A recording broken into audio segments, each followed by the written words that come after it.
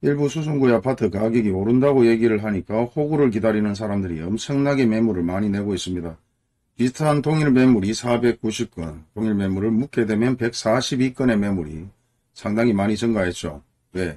일부 아파트 가격이 오른다는 얘기를 돌리면서 또 한번 호구를 만들어서 눈티를 쳐야 되는 상황이 발생되었기 때문입니다. 그 정도로 상황이 심각하고 위험하고 경기가 최악으로 가는 상황이다 보니까 이 시점에 팔아야 되겠다. 그렇게 생각해서 매물들을 내놓는 거죠. 안순 우방 1차 같은 경우도 매물이 336건의 부동산에서 광고를 내고 있습니다. 동일 매물을 묻게 되면 119건.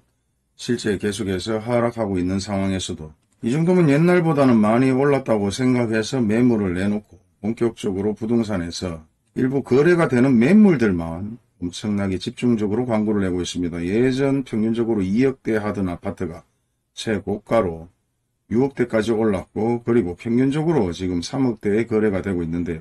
이외에서는 3평, 50평 마찬가지 예전 4억대 하던 아파트가 최고가로 8억대까지 올라갔습니다. 그리고 10억대까지 올라갔네요.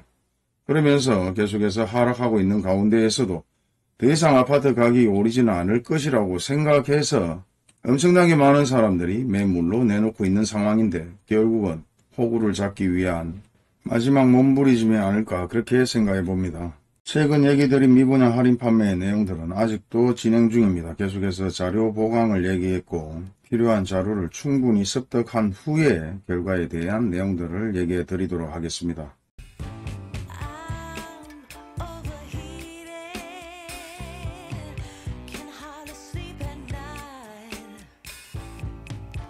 이제 대구의 부동산 가격이나 대한민국의 부동산 가격이 하락할 수밖에 없는 상황들과 하락한다는 내용들은 전 국민들이 알고 있고, 현재 유료로 내는 이런 부동산 광고는 사실 엄청나게 많이 늘었다고는 말할 수 없지만 그래도 계속해서 매물은 증가하고 있고, 부동산들이 폐업을 하면서 매물들은 일부 광고를 내지 못하는 상황은 있어도 계속해서 매물 광고는 증가하고 있다고 말할 수 있습니다.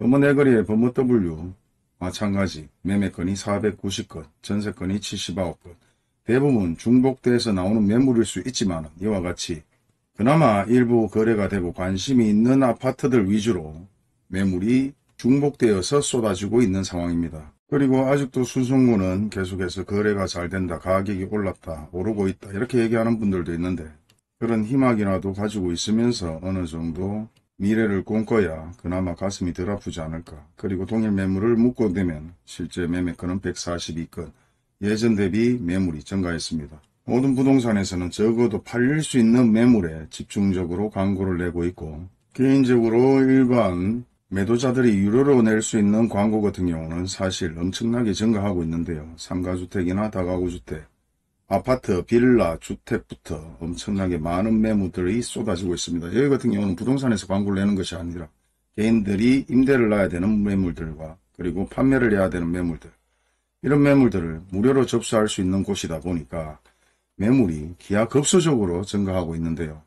물론 이렇게 매물이 많이 내놔도 예전에는 일부 거래가 이루어졌습니다. 하지만 현재는 거의 거래가 없다시피 하고 2달, 석 달 공실로 남아있는 원룸 건물들, 그리고 2달, 석 달 매물이 팔리지 않고 계속해서 가격을 내려야만 할 수 있는 상황들의 매물들이 증가하고 있다는 거죠.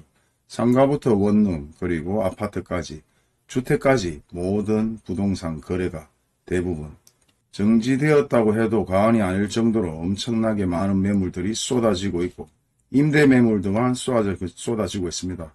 그런데 더 중요한 것이 이와 같이 매물들이 이렇게 쏟아지고 있는데도 불구하고 가격이 계속해서 많이 내려가지 않고 있다 얘기를 하고 있는데요. 그 이유는 사실 조금만 있으면 누군가 임대를 구하겠지, 조금만 있으면 누군가 사주겠지, 조금 더 기다리고 대선이 끝나면 또 좋아지겠지, 막연한 생각을 가지고 있는 사람들이 대부분이라는 겁니다. 예전 호황기를 겪고 나니까 무조건 다시 한번 상승할 거야, 바보 같은 생각들을 하고 있는 사람들이 생각외로 상당히 많습니다. 물론 누군가 덕을 보기 위해서는 누군가 손해를 봐야 되고, 누군가 똑똑하고 누군가는 똑똑하지 않아야 세상 구조가 톱니바퀴처럼 돌아가겠죠. 하지만 지금 현 상황에서는 똑똑하지 않으면 무조건 손해만 보는 구조로 계속해서 세상이 급변하고 있습니다. 한두 달 임대가 나가지 않는다, 두세 달이 지나면 나가겠지, 한두 달 지나면 매매가 되지 않는다. 두세 달이 지나면 매매가 되겠지. 하지만 빠르게 움직이는 사람들은 당분간 부동산 가격이 계속해서 하락하고 임대 마찬가지 계속해서 제대로 이루어지지 않거나 임대 가격이 하락할 것이라는 걸 알고 움직이죠.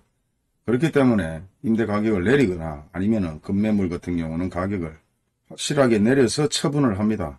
그리고 당분간 소나기는 좀 피하자는 식으로 가격이 더 내리는 매물을 다시 한번 구입할 계획으로 움직이는 사람들도 많습니다. 하지만 이런 경험이 없거나 막연한 지식이 없는 사람들은 주변에 카드락하는 얘기와 카드락하는 내용을 듣고 호구를 기다리는 사람들이 많습니다. 부동산에서 누군가 호구를 맞춰주겠지. 그러면서 급하지 않은데 조금 더 기다려보겠다. 그리고 가격을 고수하고 몇 달째 계속해서 임대를 놓지 못하거나 매매를 하지 못하는 상황들이 벌어집니다.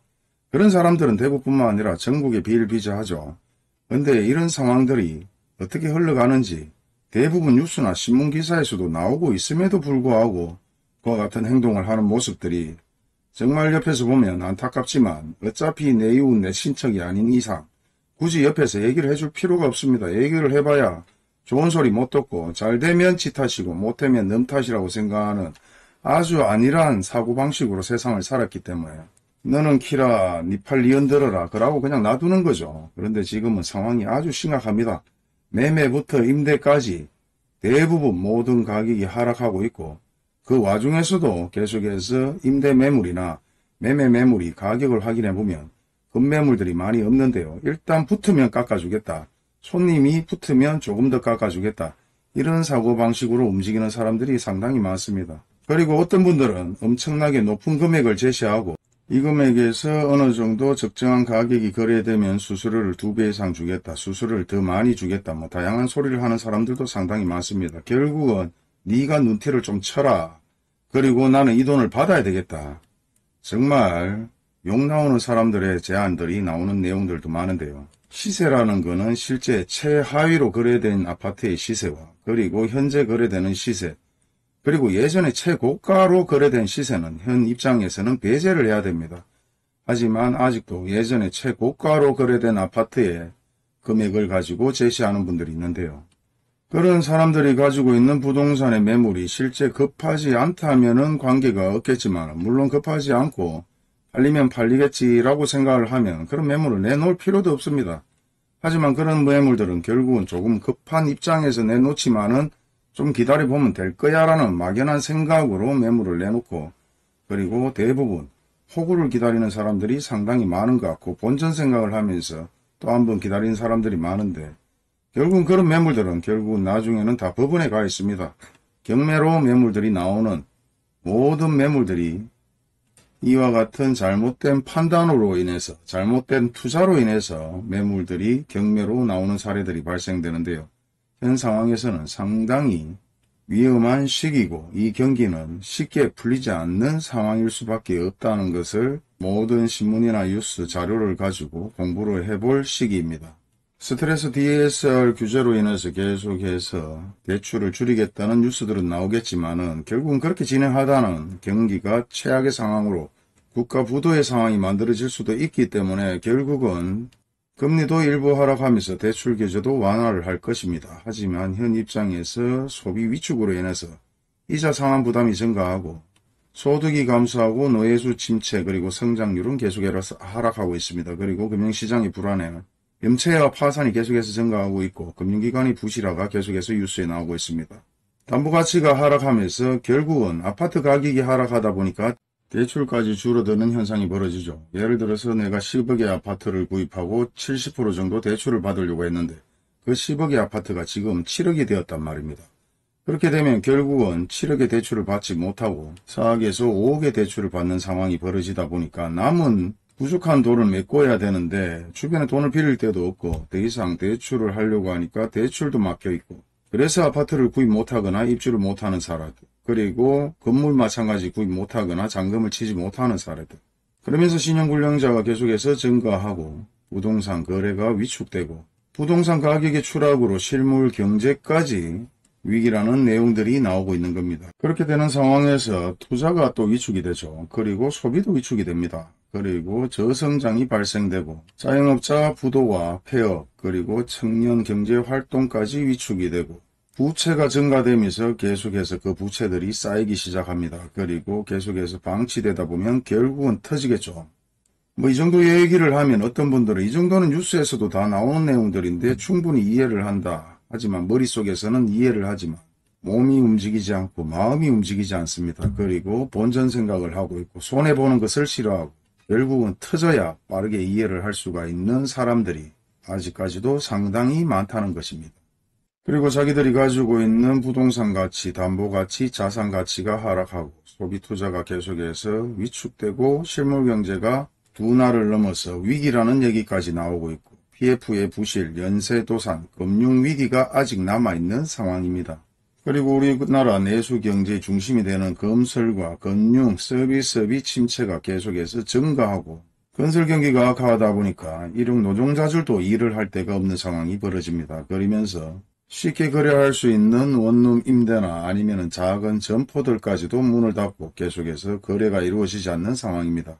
비단 전국에 이런 상황이 벌어지는 것이 아니라 대구에 아주 심각하게 이런 상황들이 벌어지고 있음에도 현실 적시를 못하는 것 같습니다. 공황 상태가 와서 그런 건지 아니면 이런 경험이 전혀 없어서 그런 건지 아니면 뇌가 돌아가지 않아서 그런 건지 아니면 눈으로 보지 못해서 그런 건지 이해를 도저히 못하겠는데요. 생각외로 그런 분들이 계속해서 문의를 하거나 아니면 주변에 문의를 하면서 언제쯤 부동산 가격이 오를까 막연한 기대에 사로잡혀서 옛날을 그리워하거나 꿈꾸는 상황들이 벌어지고 있는 것 같습니다. 기가 차죠.